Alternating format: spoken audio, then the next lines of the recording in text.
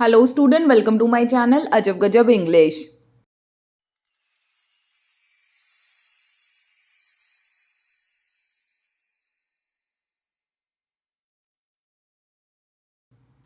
आज है डे 37 और आज हम डिस्कस करने लगे हैं class 10 CBSE footprint without feet का एक चैप्टर और चैप्टर का नाम है भोली।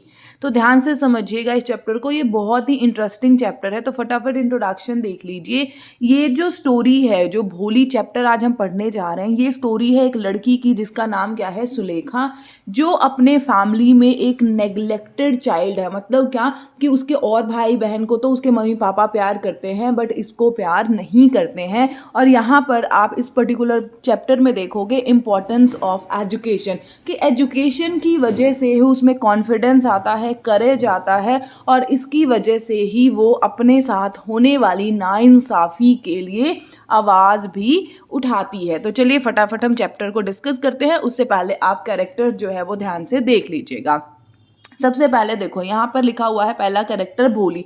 भोली जो है जिसका रियल नेम है सुलेखा। एक्चुअली क्या है, ये जो स्टोरी है, ठीक है, स्टोरी में एक लड़की है, ठीक है, जिसे हम भोली भोली बुलाएंगे, लेकिन उसका जो रियल नेम है वो क्या है, सुलेखा है। और वो नंबरदार जो है जिसका नाम है रामलाल, उसकी सबसे छोटी बेटी है। आई होप यहाँ तक आपको समझ आ गया होगा। और एजुकेशन जो है उसकी पूरी लाइफ चेंज कर देगी। तो पहला कैरेक्टर कौन है, भोली है, ठीक है।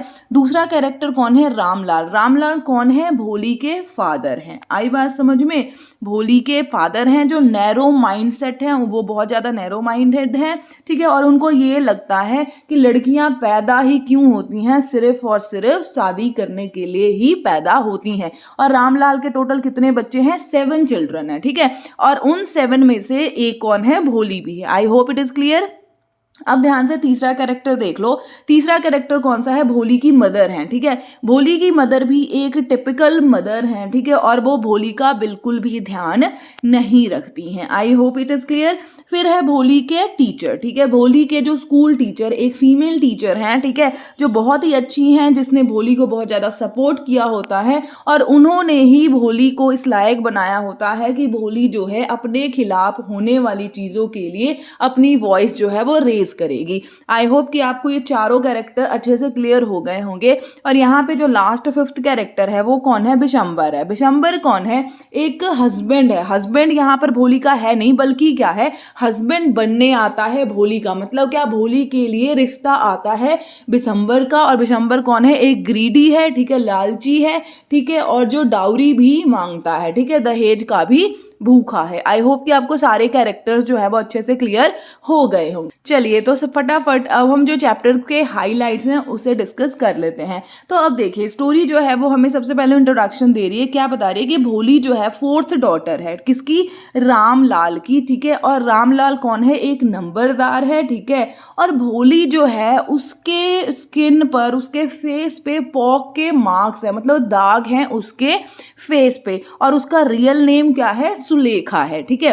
फिर आगे हमें क्या बताया लगता है कि जब भोली 10 महीने की थी सिर्फ, ठीक है, तो वो अपने जो खटिया होती है ना उस पर से गिर गई थी और उसकी वजह से उसके ब्रेन में थोड़ा डैमेज आ गया था और उसी की वजह से वो बिल्कुल सिंपल सीधी सादी बन गई। मतलब क्या कि वो बहुत ज़्यादा शार्प माइंडेड नहीं है और इसी वजह से उसे क्या बुलाते हैं सभी, भोली भोली बुलाते हैं। फिर आगे क्या बताया जाता है कि जब वो 2 साल की थी, ठीक है, तो उसको स्मॉल पॉक्स हो गया और उसकी वजह से उसके फेस पर, उसकी बॉडी पर, ठीक है, जो स्मॉल पॉक्स है उसके दाग भी बन गए थे। अब यहाँ पर ध्यान से समझना, कहता है कि जब वो 5 साल की हुई तब उसने बोलना शुरू किया और वो स्टैमर भी करती है। स्टैमर का मतलब क्या होता है, जो हकलाते हैं ना बच्चे, वो प्रॉपर नहीं बोल पाते। जैसे अगर कोई इससे पूछता है तुम्हारा नाम क्या, तो ये बोलेगी भ भ भ भोली।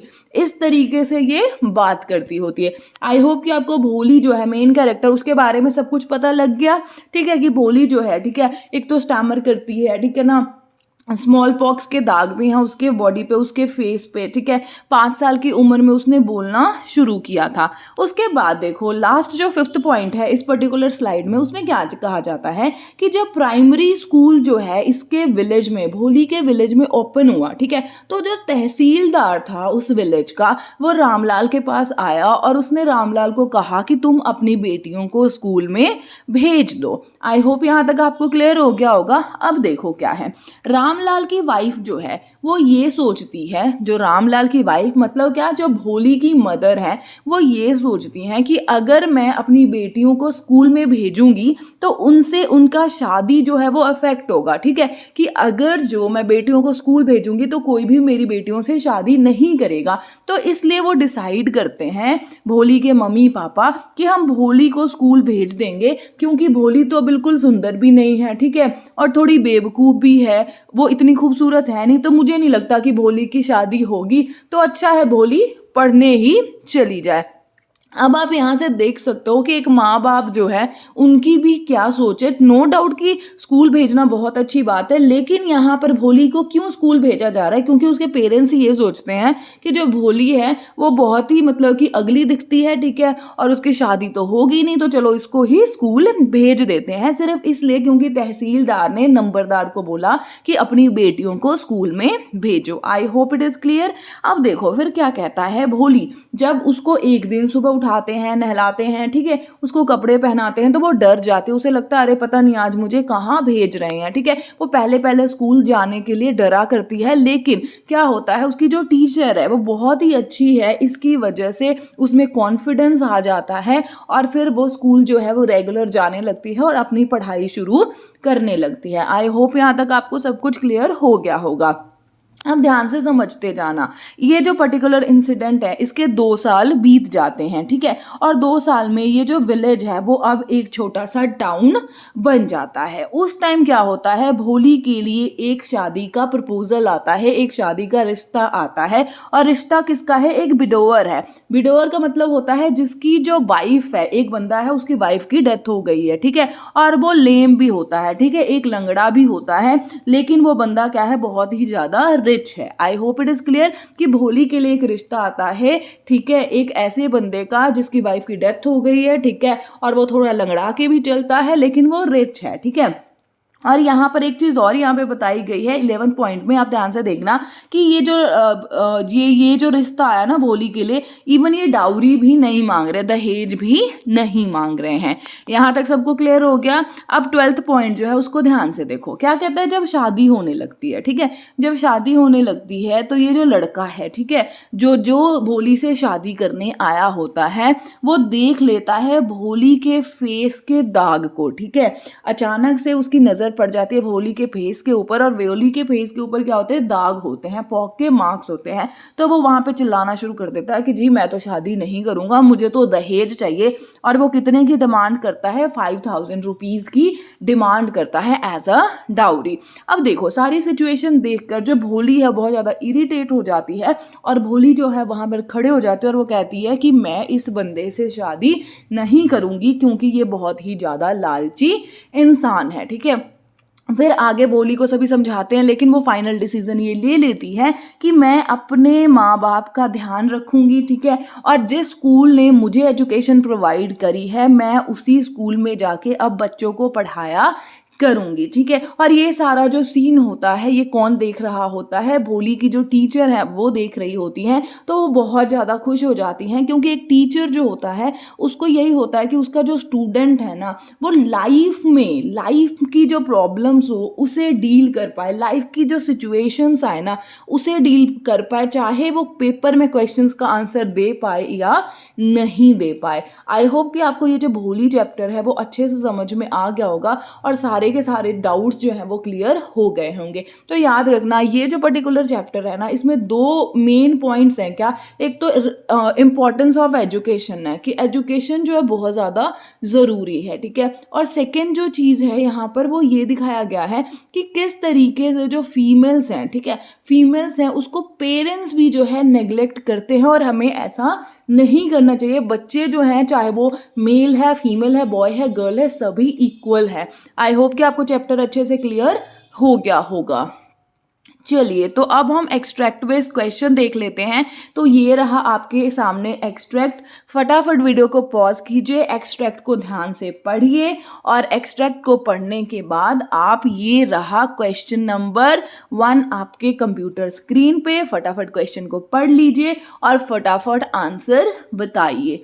And the right answer for question number 1 is option B. I hope it is clear.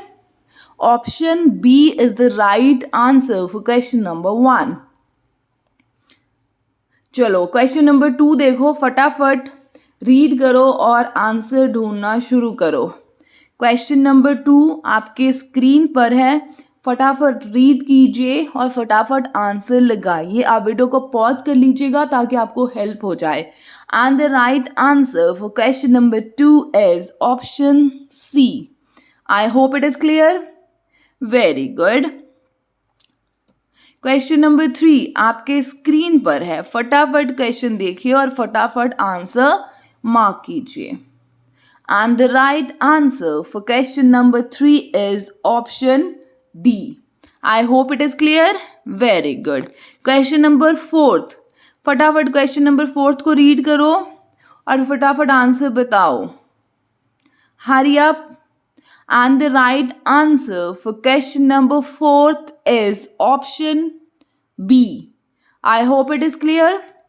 Question number 5, ये आज के सेशन का लास्ट क्वेश्चन है। फटाफट क्वेश्चन देखिए और फटाफट इसका आंसर बताइए। आप वीडियो को पॉज कर लेना, आपको अच्छे तरीके से हेल्प हो जाएगी। And the right answer for question number 5 is option C. I hope it is clear. Very good. I hope कि मेरे चैनल पे आके आपका टाइम वेस्ट नहीं हुआ होगा और आज आपने मेरे चैनल पर आके कुछ ना कुछ ज़रूर सीखा होगा। अगर वीडियो अच्छी लगी हो तो वीडियो को लाइक कीजिएगा, शेयर कीजिएगा और चैनल को सब्सक्राइब भी ज़रूर कीजिएगा। मिलती हूँ आपको नेक्स्ट वीडियो में जिसमें हम एक और चैप्टर डिस्कस करेंगे। तब तक के लिए हंसते रहना, मुस्कुराते रहना और हमेशा अपने आसपास के एरिया को साफ सुथरा रखना। Bye bye, take care, have a good day.